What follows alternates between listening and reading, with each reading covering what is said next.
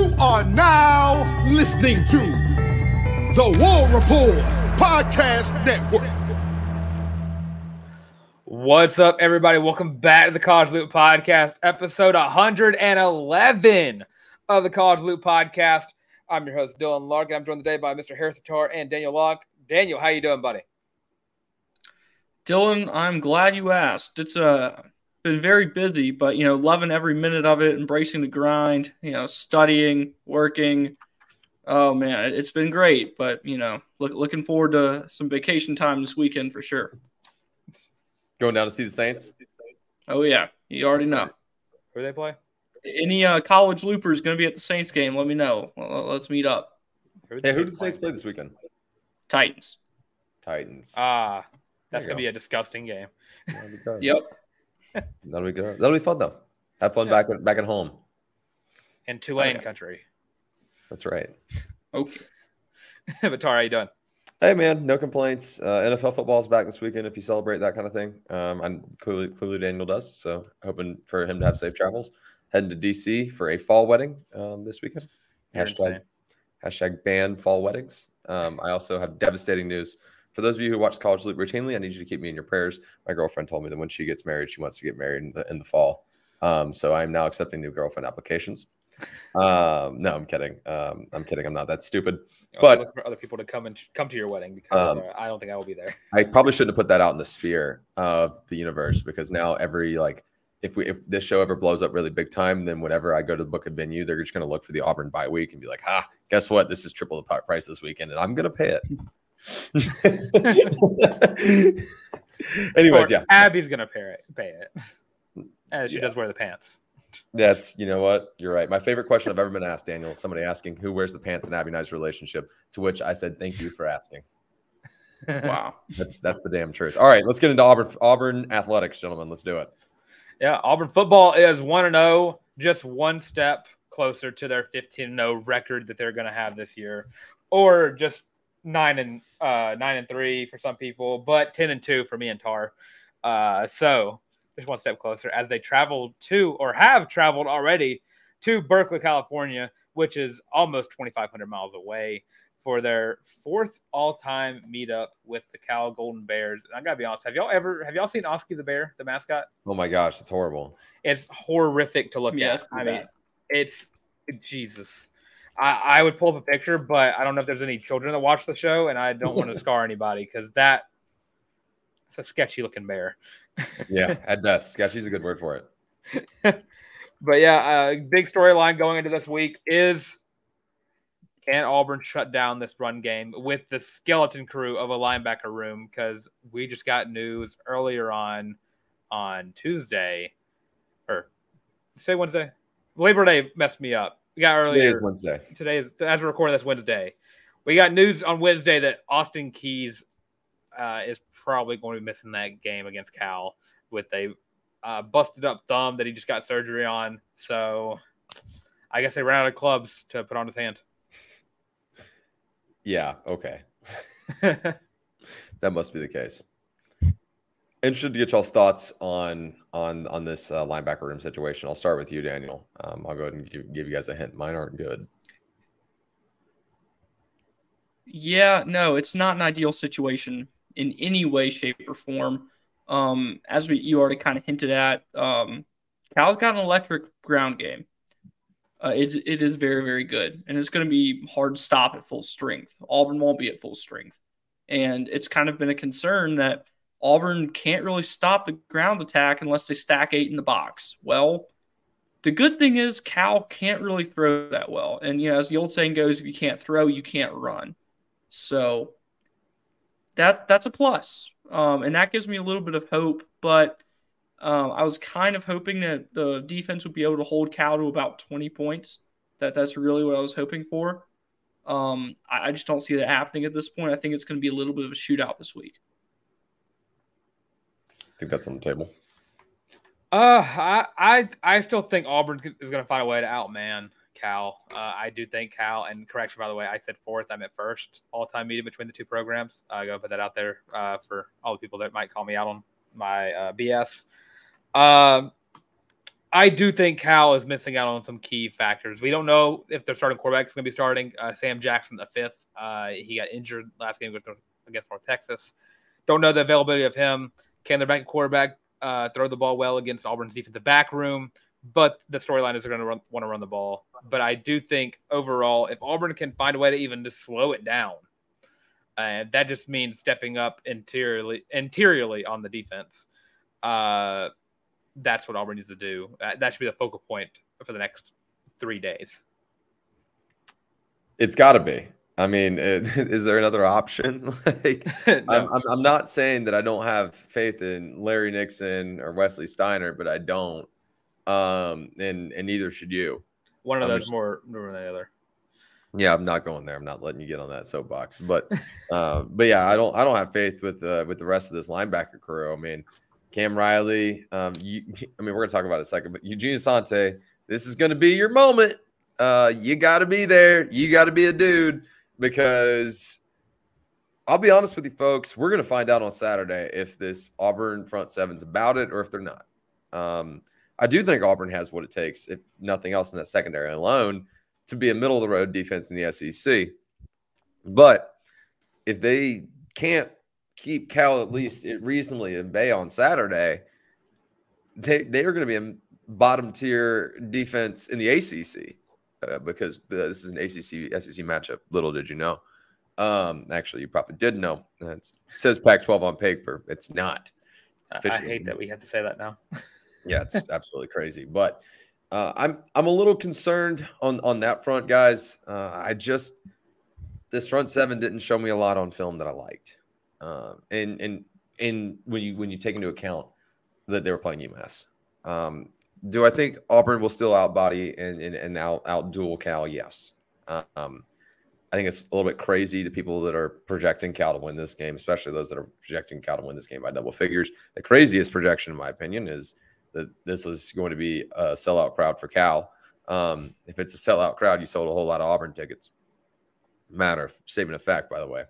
But linebacker room is going to be the hot topic, and it will probably be the leadoff topic on Sunday, on the Sunday show. Live reaction show, by the way. Just plugging that right now, 7 p.m. Central. Make sure you like, subscribe, and ring the bell so you'll stay up to date on that. But linebacker room is concerned, fellas. And like I said, we're going to talk about him in a minute, so I'm not going to talk too much about my man Eugene Asante, which, by the way, still not giving him enough credit for Saturday. What a dog. It's so good. But we'll see. That whole defensive front seven, I mean, yeah, Kelder Falk's got to play some ball on Saturday. Beyond him, Messiah Nasila-Kite's got to play some ball. I mean, Jason Jones, Marcus Harris, Justin Rogers, Lawrence Johnson. I mean, like, it's got to be deep, and there's got to be rotation. And these guys have got to collaboratively not catch themselves on their heels. And it's got to happen early. You're probably not going to get away with the first drive touchdown voting as well for you as it did on Saturday. You could. You probably won't. It's just going to be a completely different opponent. And this is not – it's probably like the, fourth worst opponent you're going to play all year. So, I don't know, fellas. I'm concerned. I mean, it is worth noting that we did hear some word today or yesterday that there were some players who didn't play on Saturday that were practicing. Headliner being Jarquez Hunter, but also you had Nick Mardner who is practicing, J.D. Rim, Nehemiah Pritchett, Caleb Wooden, Coy Moore, and of course Jalen McLeod, who definitely needs to be in that rotation on defense, if not maybe the starter alongside Elijah McAllister. It should be edge rusher, Jalen McLeod, or Elijah McAllister, because those two just complete each other so much. But it was evident against the UMass game, the fact that I very rarely saw a moment where Auburn really got pressure on a quarterback, and UMass took advantage of that. UMass took advantage of Auburn not getting pressure on the quarterback. That's not something that should ever happen when I'm talking about Auburn, especially with the history Auburn has of the defensive front seven. And looking at this game, I mean, Jaden Ott might have a field day. And Auburn's only focus of the game should be making sure they can find a way to keep him under 120 yards. That's where they're going to want to stand, because he just almost rushed for, I think he rushed for almost 200. I think he may have hit 200. But Cal ran for almost 400 yards against North Texas, and that's an Auburn feeder school. That's where we get our transfer portal guys from. And they didn't look too good. So Auburn is going to be the A team after the B team just got beat. But it just is going to stick with me throughout the rest of this week going into Saturday, where it's going to be a very, very long wait for that game at 10:30 or 9:30 Central, 10:30 for Utah. Even though you're going to be on a plane too, so it's going to be kind of rough for you to watch that game, right? Nah, it'll be fine. Yeah, I'm just imagining it's a big play happening, and you might get detained for screaming out if a big play happens. But I won't be on a plane during that. I don't fly back till Sunday. Okay. I thought you were flying on Saturday because I was like, that's a bad game to watch on a plane. I'm never going to do, and that's get on an aircraft after going to a wedding reception. But looking at the front unless seven, it was a dry wedding. Because I'm looking at Eugene Asante, great game against UMass. Awesome game against UMass. Cam Riley, didn't really hear a lot about him. And I know he was in fact on the field. I know that for a fact. He was on the field. Didn't hear a lot about him. Same thing goes for Larry Nixon. Made some plays. Not a lot from what I expected from him. And Wesley Steiner did not get. I think he got one tackle, and I was shocked.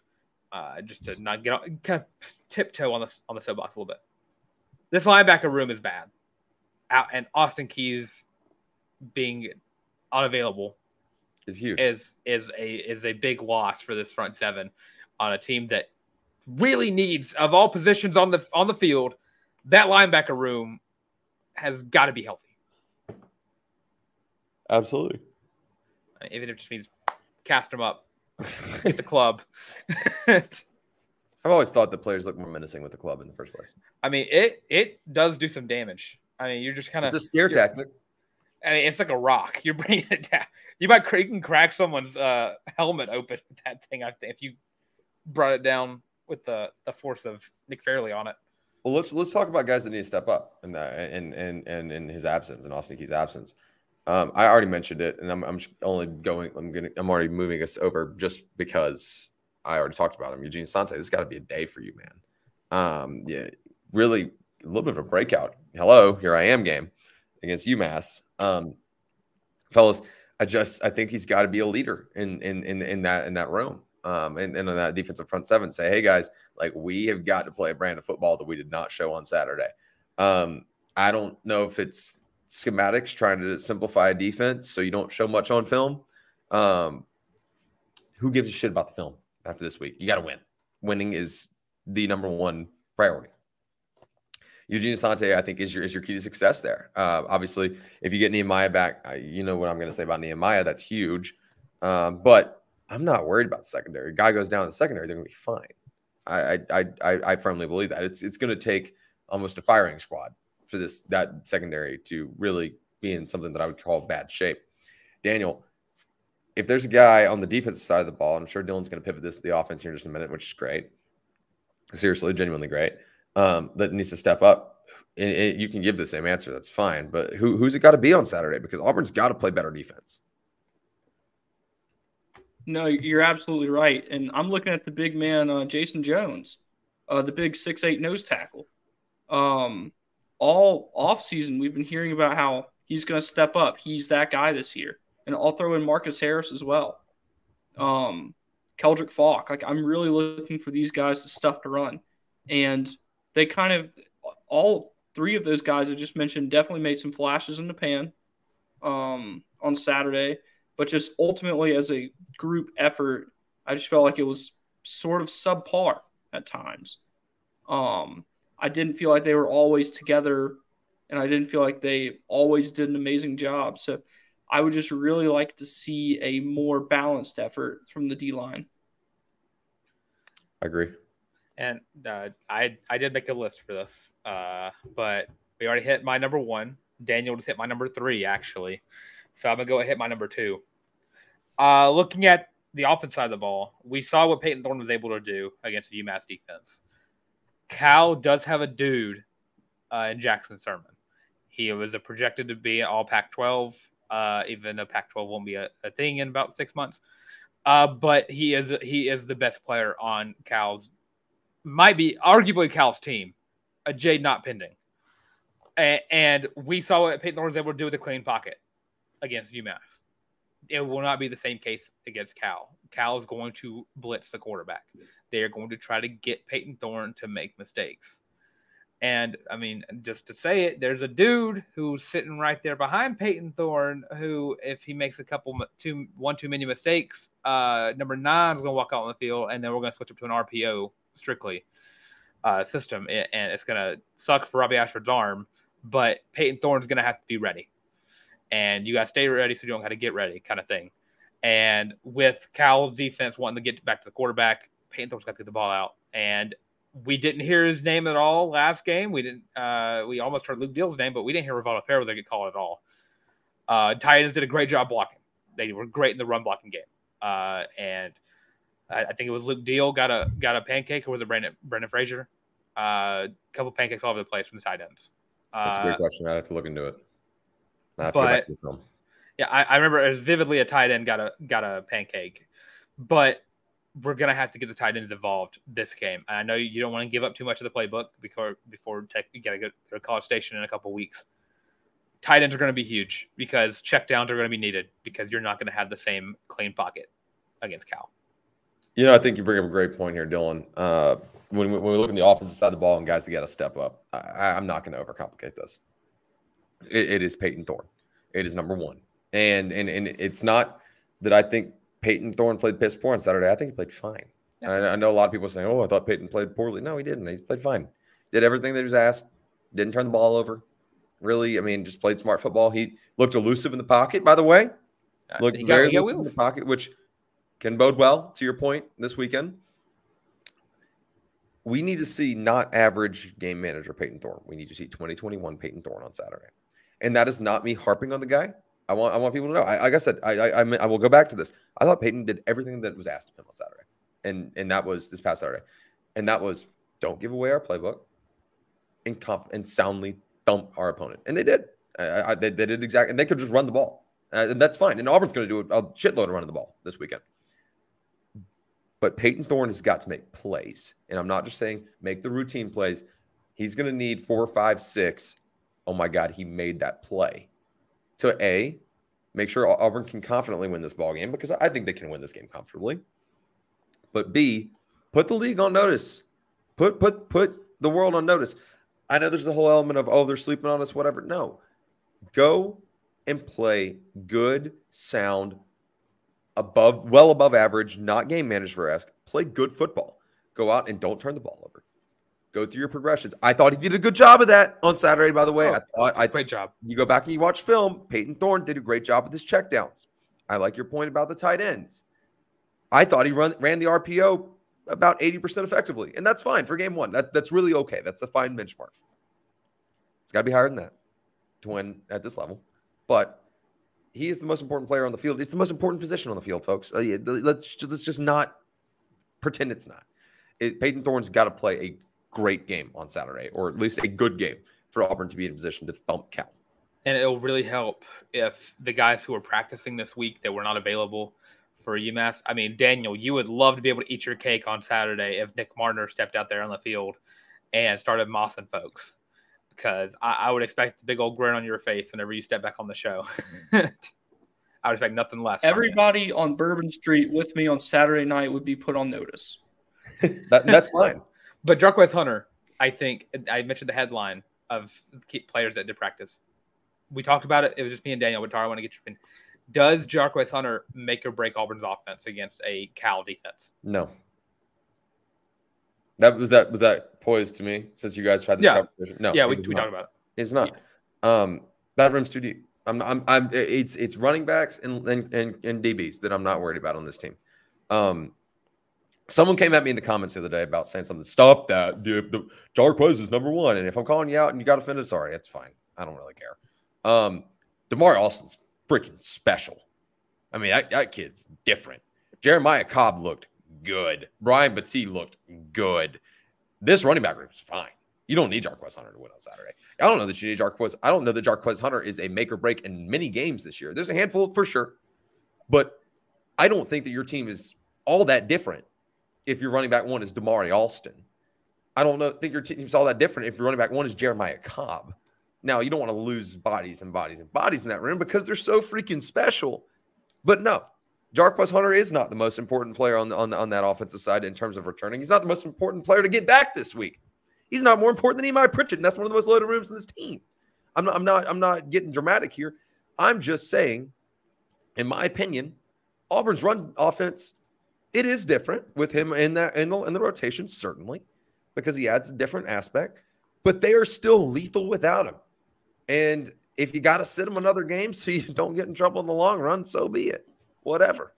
That's just kind of how I feel about it. And if you want to come back at me, whoever you guys are in the comments about you feeling that Damari's really that much inferior to Jeremiah Cobb, that's fine. Excuse me, not Jeremiah Cobb, but to Jarquez Hunter, that's fine. You can feel that way. I don't. I'm going to die on this hill. Damari Alston is one of the most undervalued players on this team, clearly.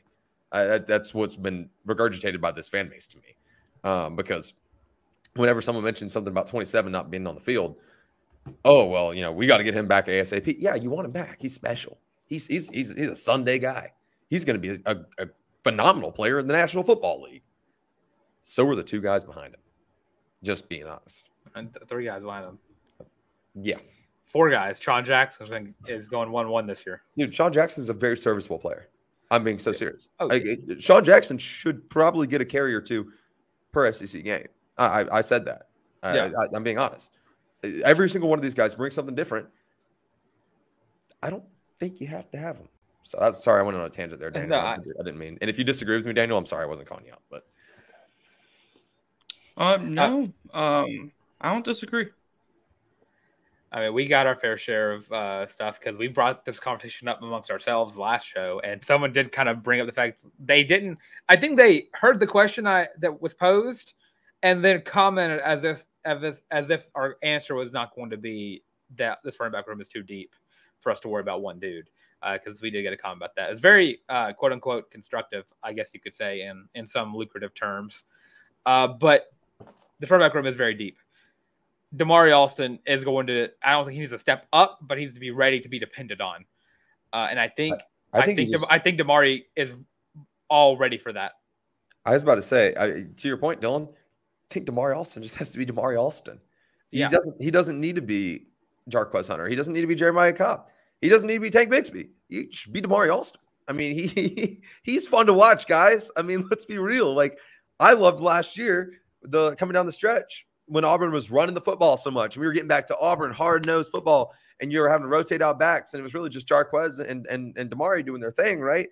And when you would get the break from Jarquez and the defense is clearly scheming for Jarquez, like, Damari does Damari things. He's hard to tackle downhill. He can find a gap. He's shiftier than he looks like he should be.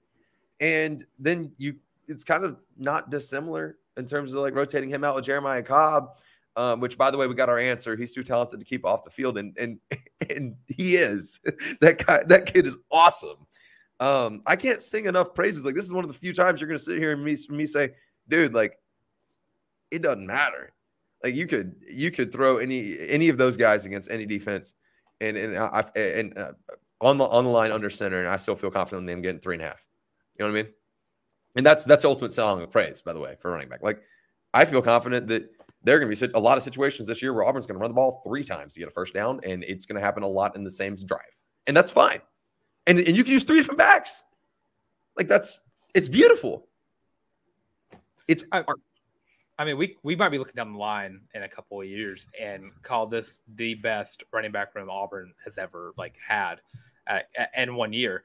And I know 2004, Brandon Jacobs and Cadillac and Ronnie Brown, and it'll be a great discussion between those 2 running back rooms, 2023 and 2004. I'm gonna one up you real quick, Daniel. I'm sorry I'm cutting you off here, man. I'm not trying to keep you away, but I'm gonna one up Dylan. This is at 24:39. Just so you know. Not only will we look back and say this may be the best running back room in the history of Auburn, we may look back at this in a half decade and say that might be the greatest running back room in the history of college football. I mean, these guys, like probably I'd have to do my background research and really dig deep, right? But these guys, I mean, you look at Jarquez Hunter, who's going to play on Sundays. He's going to be a great back on Sundays. Damari Alston is built for the NFL. Jeremiah Cobb hasn't even started showing people what he can do. And, I mean, this group is just loaded. I think Brian Battie, he could find himself on a kick return team in a heartbeat in the league. I think that could happen. We may look back in like a half decade and say, damn, Auburn had a serious case for one of the best running back rooms in the history of college football. Now, granted, off the top of the head, I know that Nick Chubb and Sony Michel were in the same room for 1 year as Todd Gurley, right? 1 year. Miami had some years too. Miami had some years. USC had some years. Oklahoma for sure. Miami benched Frank Gore. Yeah, that's right. But like we may look back in a few years and say like Auburn is in that level, like in that echelon. That 2022 or 23, excuse me. I don't even know what year it is. 2023 Auburn room was different, man. But they are. So that's kind of my bow on all that. Sorry, I got a little tangent. Someone told me I was wrong, and I'm not defending myself, but I am right. I am just right this time. But it doesn't bring. Usually, I'll agree to disagree. This one, I will not agree. I will disagree to disagree. Well, it does open up another question because I mean, you bring up talk about the running back room, but we brought up Peyton Thorne's going to be a pivotal part of this team down the line. And can he continue to make progressions and can he stay calm in the pocket? Hugh Freeze has made it very, very, very clear that he is going to run both quarterbacks when he can. And he even said it when he said announced Peyton Thorne as a starter, he said Robby's going to have some formations. Robby's going to have some plays. And that was very evident on Saturday with UMass. And again, I mean, I was the loudest person in Jordan Hare Stadium. I was also probably one of the happiest ones at Jordan Hare Stadium whenever I saw number 9 strut out there in the field in the first quarter. And scored 3 tutties. And he scored 3 tutties in the second quarter. And Tarr could attest to this because I texted him every time Robby scored because I had to. Robby Ashford is going to also be a big key player to this game. His shiftiness, his ability to make people miss, his speed is unreal. I mean, he's going to be one of those guys down the line. I'm not going to compare him to Lamar Jackson, but I'm going to say that the thought process of an NFL draft, like you're going to ask him to like switch positions for your team just because that's how much of a playmaker he is. Like, hey, we might not have you a quarterback, but can you play running back? Can you play wide receiver? That's just what his legs can do. Slot. Yeah. But I mean, 2024 comes around. I mean, Robby Ashford. This is the year Robby Ashford will have improved so much under this new would regime. You stop that? I will never stop my Robby Ashford truthfulness. I didn't ask you to do that. I was saying stop doing the Bo Nix thing. As the president of the Robby Ashford fan club, I do wonder, can Auburn continue to run 2 quarterbacks to a successful fashion throughout the remainder of the season? Daniel, I'll let you open up with that. Sure. This is the topic that is fresh on my mind as I wrote an article about it earlier today for the Auburn Daily. There's precedent there. I think of the 2006 Florida Gators. I think of the 2011 LSU Tigers. On the flip side, I could think of the 2015 Auburn Tigers. There are plenty of examples. Or the 1995, I think, Alabama Crimson Tide. There are plenty of examples of it not working. The 2016 Auburn Tiger 3 quarterback set. I wish I could strangle you through the camera. You would do everything possible to bring up John Franklin III. I feel like it can work when the guys complement each other, and I believe that Peyton Thorne and Robby Ashford do.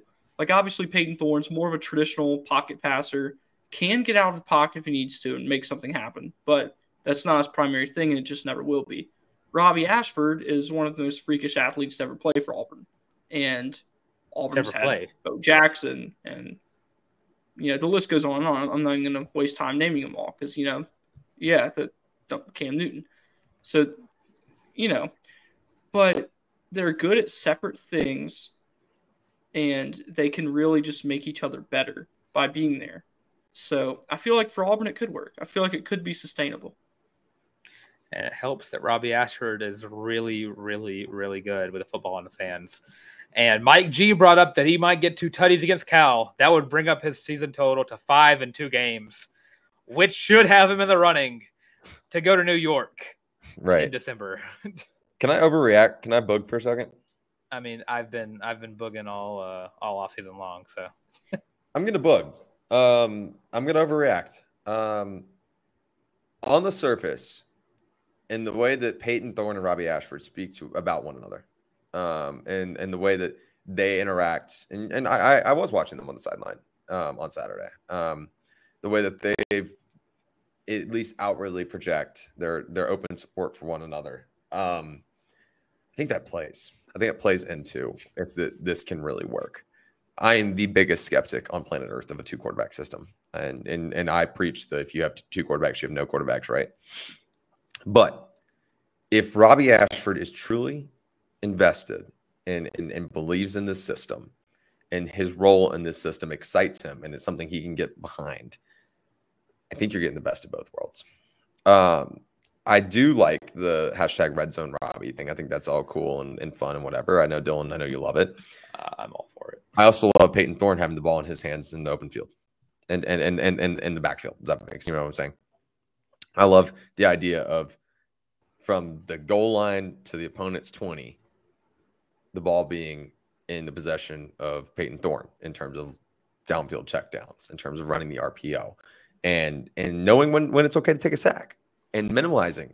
I mean, Robby Ashford's pretty bad about 12-yard sacks because he's trying to make a play. And that's I'm not throwing any shade. I'm just saying it's a truth. We saw a lot last year. Peyton Thorne getting dropped 2 or 3 yards behind the line of scrimmage, or getting to a point where he's outside the tackle box and just has that presence of mind, that football IQ. I do think his is a little bit higher than Robby Ashford. I'm not just being a jerk. I'm saying he has a higher quarterback football IQ. But if these guys really support each other in the way that it looks like they do, and the way that they speak about one another, and the way that Coach Freeze speaks about their interactions, I think Auburn may have it. And in terms of like this can work. I don't think this is a multi-year sustainable deal, but in 2023, this can work. And you get the athleticism from Robby. You also mix in a couple of screen passes that aren't going to kill his shoulder, not going to kill his RC. Trust me, brother, I feel you. Or don't feel you, rather. But you mix that in, so defenses have to respect him. And it's not always just a run play with Robby Ashford design run. You mix in some handoffs with Robby so that they don't really know what to expect or when it's coming. Didn't turn it over. That's what matters. This is, if there was an example of a time where I'm optimistic in listening to the potential of a 2-quarterback scheme, this is it. But this is a different 2-quarterback scheme than what we saw last year. Let's keep that clear. You tailor your offense and your packages around who you've got in the field. Last year, it was Brian Harsin. What the hell? Why not send out this guy for this play? TJ for this set of downs, Robby for this set of downs. There's intent. It's intentional. And I think Hugh Freeze has done a great job being intentional in everything he does. This situation specifically, it's probably one of the most delicate situations inside that program that he's had to deal with. Finding a scheme that not only satisfies the locker room, but benefits you on the football field. I mean, shit, man, you got it made. I mean, and I'm looking at this. The only issue that I've heard Hugh Freeze have about the relationship between Peyton Thorne and Robby Ashford is the fact that they get too hyped up about it on the sideline. They jump a little too high up in the air to celebrate touchdowns, and he's like, I don't want them to hurt their ankles or anything. And Robby Ashford brought up this whole quarterback room is a band of brothers. And you didn't have that last year under the potato. You didn't have that. You had a bunch of guys who were just not trying to play football. They were just trying to play football. And most of that could have been, and Robby Ashford kind of hinted at it. I mean, it was either potato or it was TJ Finley, the locker room cancer that was just ruining it for the quarterback room. Like no one could be both. It could be. It probably is both. But you know what to say about double negatives. So just try to find one of them. Unless it's like. I will say this much. We will find out how much those guys really have each other's backs. I'm just playing devil's advocate. Yeah. When they're faced with adversity. That's when it's easy to be cheering on your brothers and cheering on your teammates when you're beating the hell out of somebody. Yeah. When you're coming into that fourth quarter and it's a one-score game against Cal on Saturday, not saying that happens, but it could. And one of you's turned the ball over in the red zone, the other one's made a silly mistake. If you have each other's back there, you've sold me for the rest of the season. And it'd be nice to see. We saw them celebrating together. We saw Robby celebrating the touchdowns and doing that with Peyton Thorne. I'm gonna love to see if maybe Peyton's struggling or one of the other is struggling. I would love to see how they react on the sideline together with that. I want Robby. We saw Robby take over the sideline against Ole Miss last year, and that was perceived, I feel like some ways incorrectly in what he was doing. But I would love to see that side of Robby Ashford, but in a more companionship kind of way, kind of making Peyton like, hey, you made a throw interception, but here, make sure on this play you're looking this way, or just making sure coaching, doing like building up each other instead of knocking each other down. There's that from the actual X's and O's standpoint. And Daniel, tell me if I'm overreacting here. You can cut me off, but I am the biggest critic of Robby Ashford wearing his emotions on his sleeve, and I say that because I identify as the person who does it. And you guys know me well enough. I feel like I can talk about people wearing their emotions on their sleeves because I do it. Being around Peyton Thorne may be really, really good mentorship for him in terms of Thorne has had the opportunity to be the undisputed starter at Michigan State, right? Like that was his team for 2 years.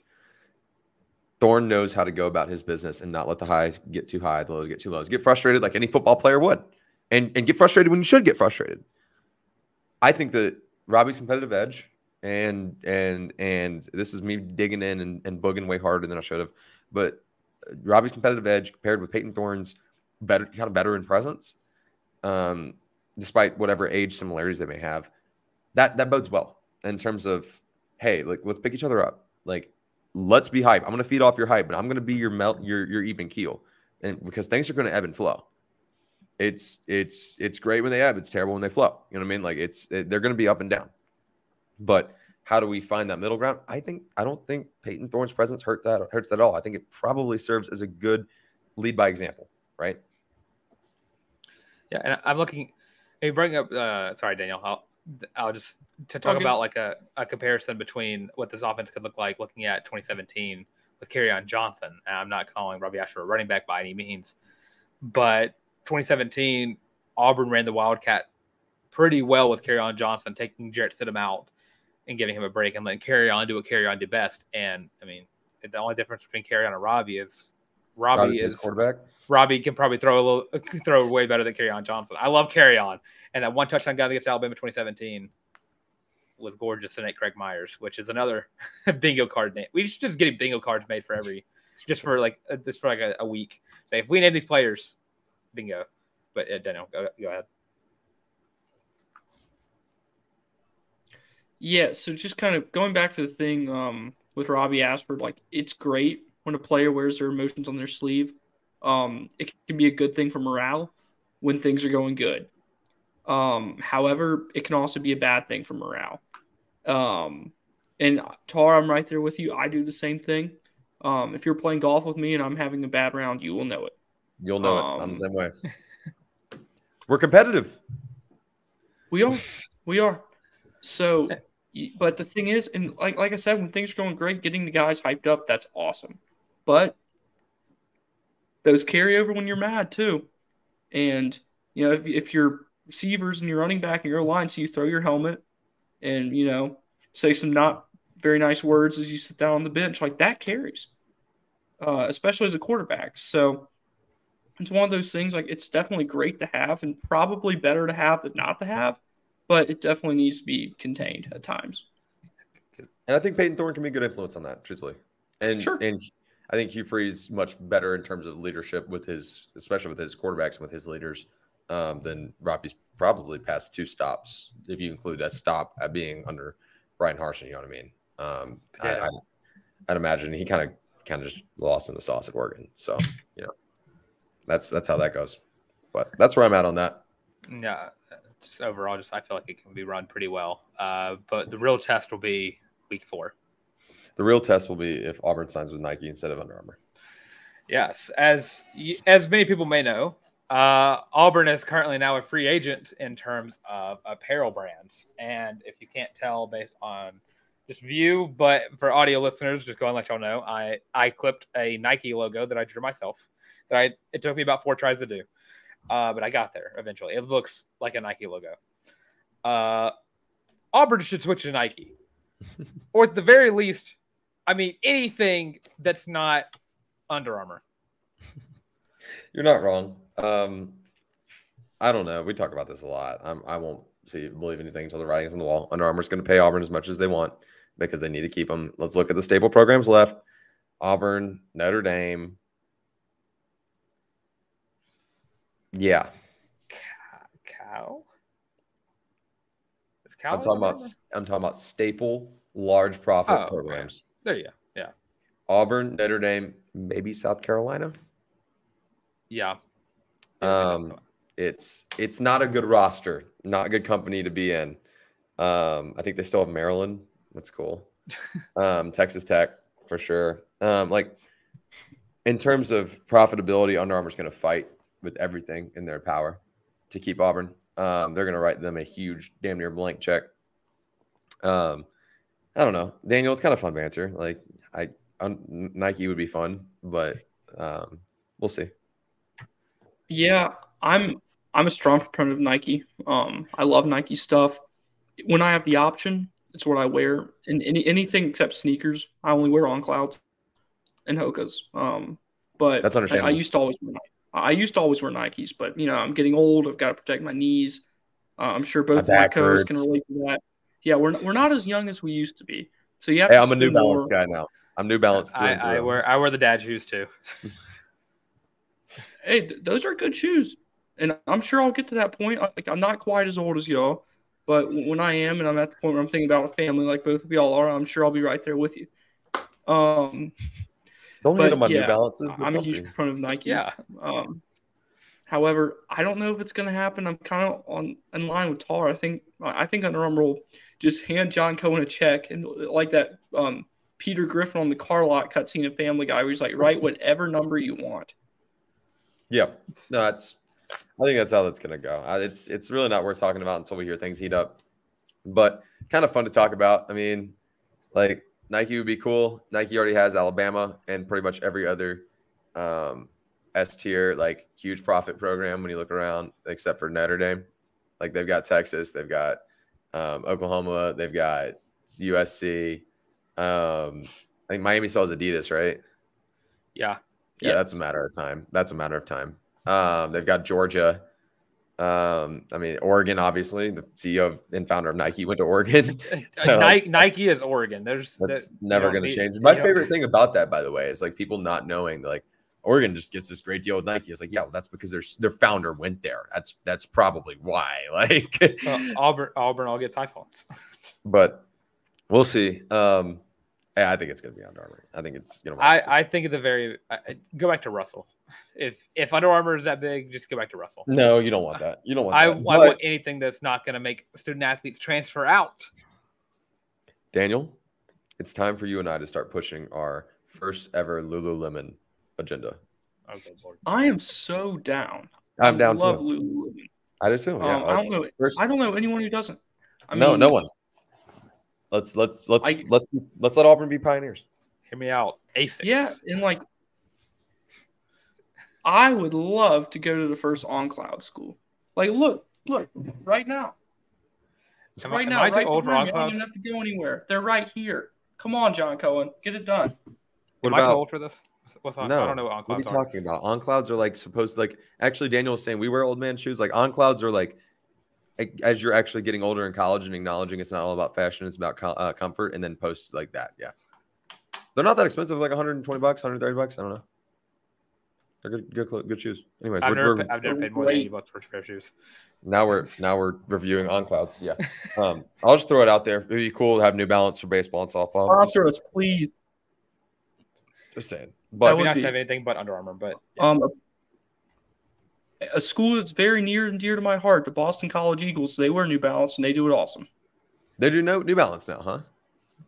Yep. New Balance did the bandana stuff, right? No. Yep. Under Armour started that. Yeah.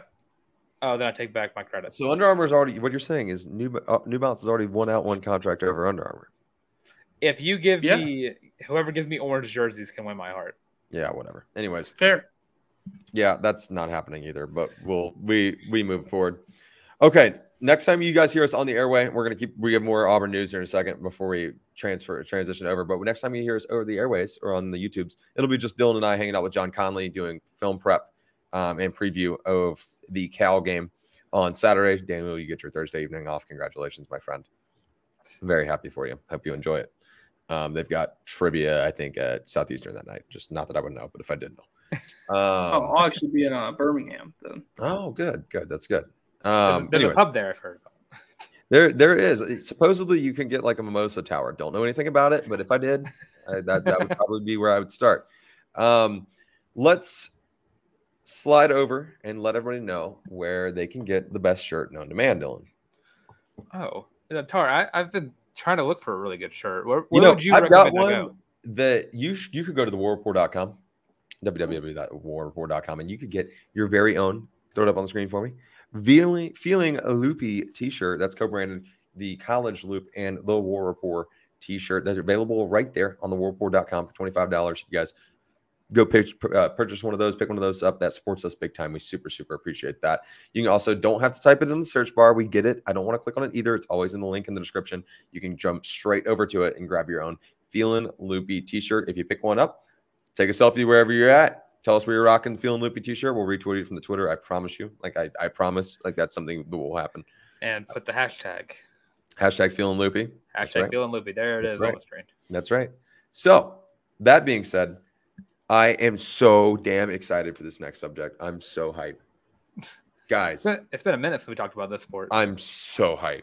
Auburn women's basketball has their SEC schedule, and I am just emphatically enthused. This schedule is a W. I'm going to read through it real quick. Daniel, I'm going to let you chime in a second. And then Dylan, I'm going to kind of put a bow on this about my kind of closing thoughts here. Starting on January 4th is the first conference game. I'm not going to give date by date after that. Just letting you guys know conference schedule starts on January 4th versus the University of Tennessee. That'll be at Neville Arena. When? January 7th. At Texas A&M. January 11th at Ole Miss. When? January 14 versus LSU. Blowout win. For one team, yes. At Vanderbilt. Win. Versus Alabama. Win. Versus Georgia. Win. Versus South Carolina. I wish it was a win. At Arkansas. Win. At Mississippi. Win. Versus Kentucky. Win. At Alabama. Win. At LSU. Win. Versus Texas A&M. Win. Versus Mississippi State. Win. And then at Florida. Win. Daniel, I think this schedule is kind of a dub in terms of how things shook out for how it could have been. Your thoughts? Sure. You only have to play South Carolina once, and it's at home. Dub. I believe Tennessee's the same way. Dub. So, it's great. I really think it ended up well, like you said. And I'm optimistic. Sorry, I've said a lot. Let me actually formulate a thought here. Goodness. I think that this really could be the year, the first time that Coach Jay and company are able to make some noise. Did it again. All right, no more of that umming tonight. I'm not doing that. I think you actually cut out before you said so it might have saved you. Wonderful. This could be the year. And I'm not saying they're going to win the SEC because they're not. That's just, let's not be ridiculous here. Right. But I could see Auburn grabbing a 6th seed in the tournament. I really can in Greenville. Agree. This is Coach Jay's most complete roster yet. Her first year, she did not have an SEC roster. She had half of an SEC roster. Her second year, probably about the same, maybe even a little less. This year, I really like this team's chances of, making a push. There's plenty of talent returning. You have Honesty Scott Grayson back for her 6th season, which, hey, why not? Let's rock. Make it 7. Give her an extra year.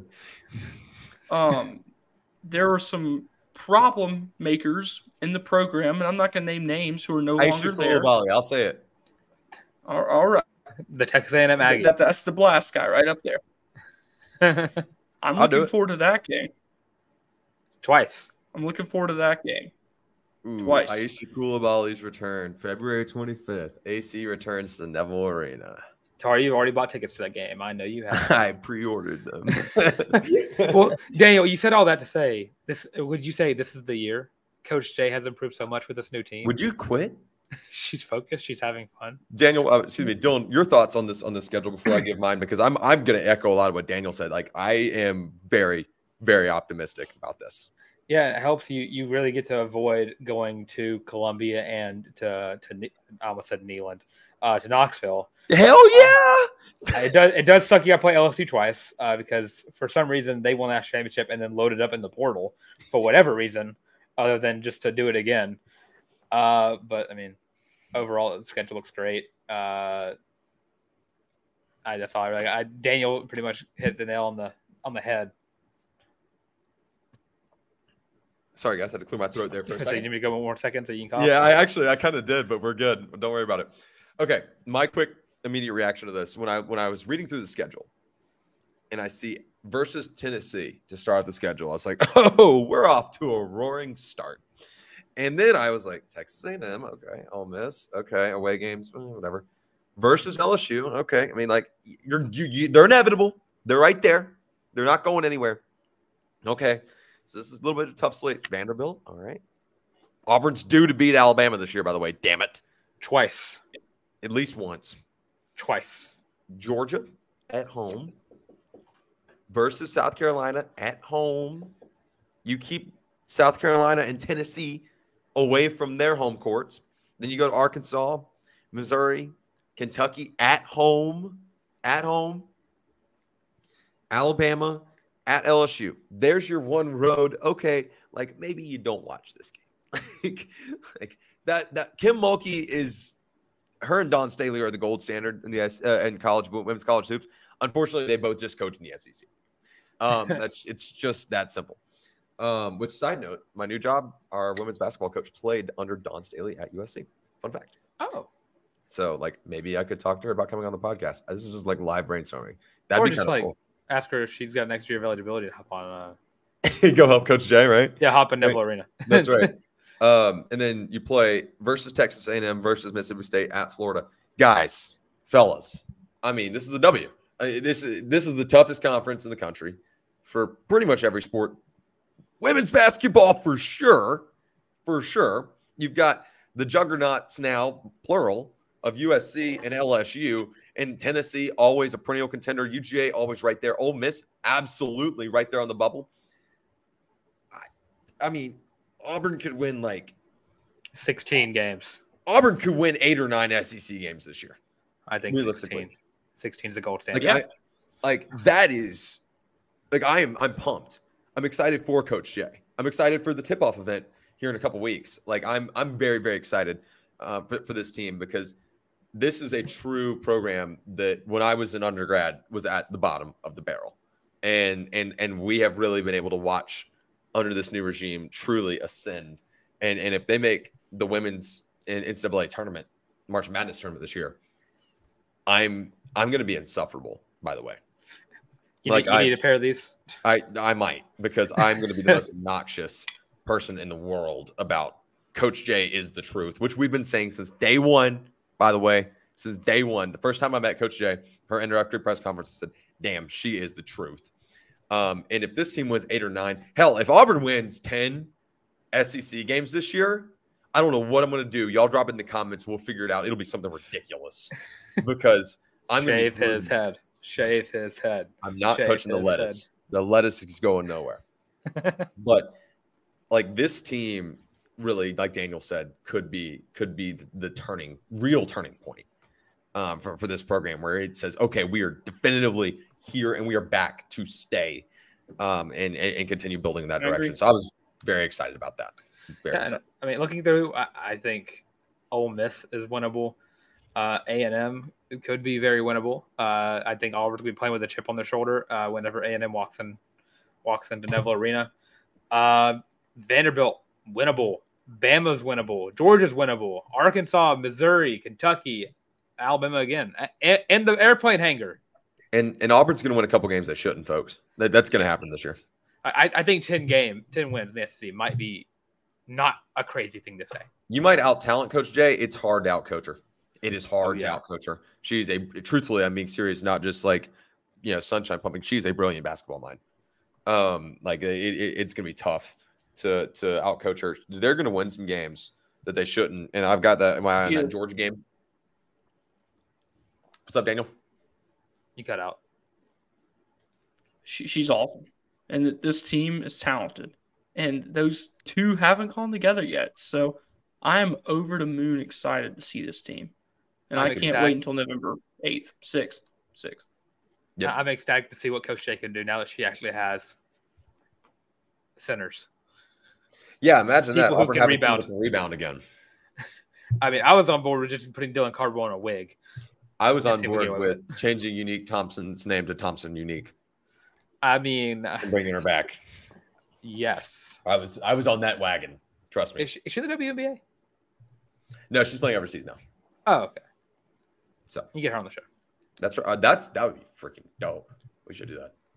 Okay, moving forward, we're going to just touch base real quick.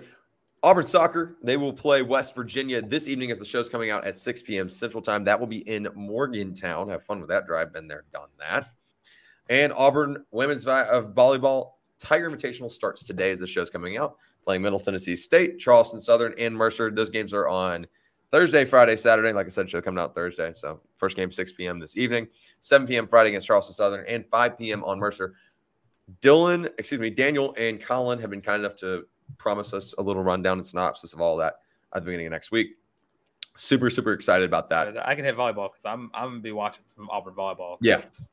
Oh, boy, they're good. And if you have any free time on your hands on Thursday and Friday, and if you don't really want to watch the football games up to that point, but I mean, you got Alabama, Texas. I'm doing this one time only. So enjoy it. Horns up on Saturday. One time only. Never happen again. Speaking of, I'm not talking about football, I'm talking about Auburn volleyball. Meant to say this a second ago. Go watch your ranked Auburn Tigers. For the first time ever. First time in program history. Y'all, Brent Crouch is so about it. He's so about it. This team is so good. Like, that guy's a dog. He is quietly already, just like looking like from afar, my front runner for Auburn Coach of the Year. Like when we do our superlatives at the end of the year, he is my front runner for Auburn Coach of the Year again. I think I named him my Auburn Coach of the Year this past year. Matter of fact, I'm positive I did. I love him. I'm fortunate to have been able to get to know him decently well through calling the games. If you didn't know, I call Auburn volleyball games for Weagle 91.1 FM. I'd love it if you tune in. I always tweet out when I'm going to be on the call. But through that, I've gotten to know Brent Crouch pretty well, and he is as awesome at his job as anyone I've ever met in my life. I think that is Alan Green is a pretty polarizing figure in Auburn athletics. A lot of people love him. A lot of people hate him. That is a move he got right. He nailed that one. He nailed that one in the Coach J hire. Sure. And there's a good chance Auburn volleyball is going to go with SEC play on September 22nd, 11-0. There's a very high chance of that. Second year in a row, they're going in the conference play undefeated because I think it happens. Yeah, and I don't understand how they weren't ranked last year. That made no sense to me. But this team is going to make some noise, and they are. I'm going to knock on wood. We could see another banner hanging up in Neville Arena, not for a basketball team or gymnastics. Just saying, if you folks start packing out that arena, we can start making the argument that we could turn Jordan Hare into what Nebraska did. Just saying, that was pretty damn cool. That was really cool. Just saying. 93,000 people watching volleyball. That's awesome. That was freaking badass. That was awesome. That was so cool. Yeah, if you haven't been to Auburn volleyball yet, I went a lot when I was in college. It's free. Obviously, it was free for me to go to anything that's because I was a student. Well, free to me, not my parents, but that's neither here nor there. But it's free, and there's no reason to not go. You don't have to stay the whole match if you don't want to, if you're not about it. But I guarantee you, if you've never gone to watch volleyball, you will be about it quickly. It is so fun to watch. Fast paced. These girls are really damn good. And I mean, NCAA tournament again. Turn me up. Just turn me up. I'm pumped. I'm pumped. And I mean, the games are only like an hour and a half, 2 hours ish. That's like an hour and a half. Like, I mean, take some work down there. I mean, Auburn's got Wi-Fi. That's right. I might go down there and grade papers one day for my class. Yeah, except for then you will get no papers graded and you'll wind up screaming the entire time. Yeah, I'll throw my papers up whenever they get 20 aces in a row or something. That's right. That's right.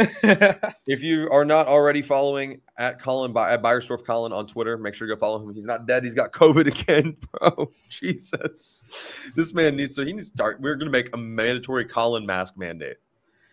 Just Colin. College Loop vaccine, dude. I don't know about his vaccination status. That's not my burden. I'm not getting into that. But like, bro needs some help. Like he might need to drink some water. He needs orange juice, man. He needs orange juice. He needs vitamin C. He needs some milk. Make sure you go follow along with him and check out all of his work over at Eagle Eye TV. Daniel Locke, tell everybody where they can find you, love you, and support you. You can get me on X. Yeah, first try, Dylan. There you go. You saw that. At Daniel J. Locke, or if you want to call it Twitter, that's fine too. Written work for 1819 News for the Auburn Daily or for Braves Today. Super proud of what I've been putting out recently. Some of the best stuff I've written, truthfully. So it'd mean the world to me if you went and checked it out. These guys, too, we're all working really hard here, and we appreciate everyone who listens. It truly does mean the world, and no comment, like, retweet, anything goes unnoticed. So thank you for being here with us. Like Daniel said, we appreciate all the support, and the number one way you guys can support us is hitting that subscribe button. Seriously, we're trying to get to 1,000 subs. Cannot preach enough about how many opportunities and doors that opens for us. Make sure you like, subscribe, and ring the bell right here on YouTube. Dylan will plug all the rest of our socials, which you guys are blowing up, and we can't tell you enough how much we appreciate it. Also, cannot tell you how much we appreciate the guys over at the War Report. Make sure you go follow along with all those guys, and over at the Uptempo Podcast, one of our just fantastic partners over at the War Report Podcast Network. So make sure you're giving all those guys support. I'm sure if you found us, you found them already. But we're happy you're here. Like, subscribe, ring the bell. I'm Harrison Tarr on the Bird app, on the X app, whatever you want to call it, and on Threads. If you want to come hang out anytime, I'm always there, always hanging out. So thank you guys for everything. Don't forget to get your Feeling Loopy shirt. Link in the description. Dylan, tell everybody where they can find us, love us, support us all. Yeah, of course. I'm Dylan Larck at your boy the Tank on Twitter /X. It redirects. If you're looking for it, it's just right there at YABOY the Tank. Also got me on Instagram at Dylan Larck at DYLANLARCK. And of course, if you want to follow us here on the College Loop, you got to see it on YouTube, where you should like, comment, subscribe, leave your thoughts. What's the score prediction for the Cal game? Do you think Auburn's going to blow Cal out of the water? Do you think it's going to be a close game? Do you think Cal's mascot is a monstrosity to look at and might not be shouldn't be allowed around? I'm not going to make that joke, actually. I'm going to refrain from making that joke right now. But, of course, you also have us on TikTok, Instagram, Facebook, and Twitter /X, redirects again, at the College Loop. And, of course, if you're tired of seeing our faces, I completely understand. Look at Tarr. Look at him. Gross. You got us on Spotify, Apple Podcasts, Google Podcasts, Amazon Music, and of course, go again buy the College Loop shirts. They're comfortable. We are not lying. I'll bring an extra one to the next game I go to. If you see me, I'll let you like try it on, just so you're like, oh yeah, this shirt is comfy. Yeah, I'd spend $25 on this. That's right. So again, and maybe some other cool stuff coming along for the Loop as well. But again, with all of that being said, this has been the College Loop Podcast.